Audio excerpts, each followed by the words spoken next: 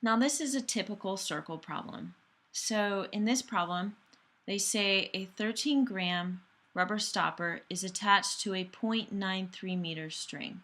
The stopper is swung in a horizontal circle, and you guys are going to do this in your circle lab, so it's kind of neat, making one revolution in 1.18 seconds. And then it says, find the tension force exerted by the string on the stopper. So we have a couple of things going on here. Let's write what we know. We know that this is our mass, and our mass is equal to 13 grams. And just like every other force problem, our mass needs to be in kilograms. So I'm going to have to divide by 1,000, and I'm just going to go ahead and do it now and get it out of the way so I don't forget to do it later.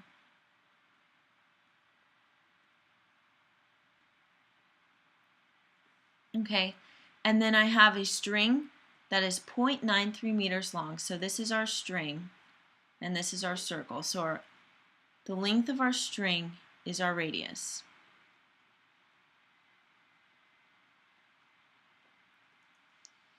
And then we have one revolution in 1.18 seconds. So this is our period.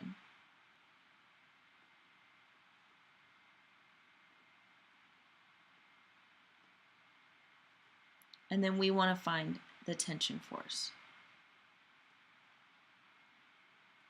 So the first thing we're going to have to do is we're going to have to find the acceleration, because they didn't give us that. So we need to find our centripetal acceleration. Now, our centripetal acceleration formula is AC is equal to V squared over R. But they did not give us V squared. And so we're going to have to use the formula that I showed you on the acceleration slide.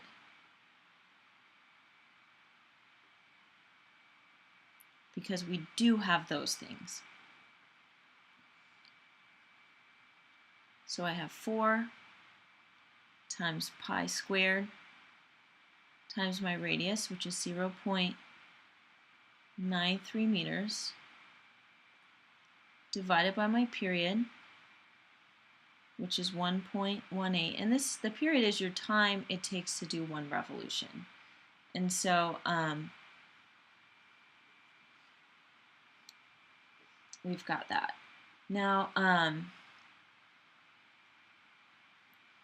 if we want to put all this in a, I'm going to take the top, and I'm going to solve for the top.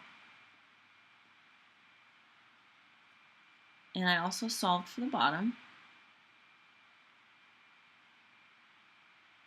And this is what I got from my calculator. Now look, our units are meters per second squared, which is great because we're doing an acceleration. And acceleration is always going to have meters per second squared as a unit. And we end up with 26.41 meters per second squared. And this is our centripetal acceleration. Now, I feel like we've done all this work and we haven't even actually solved for what the problem was asking for. So now we can solve for force. Except this is step 2, not step 1.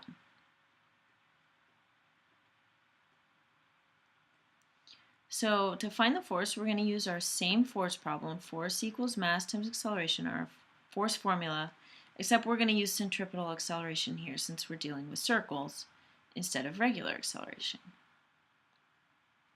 I'm going to put my mass in. I'm going to multiply that by my centripetal acceleration.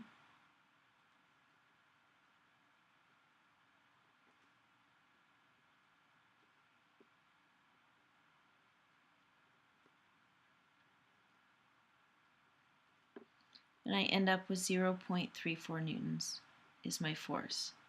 Now, compared to projectiles, circle problems are easy peasy. So this should be an easy part for your test.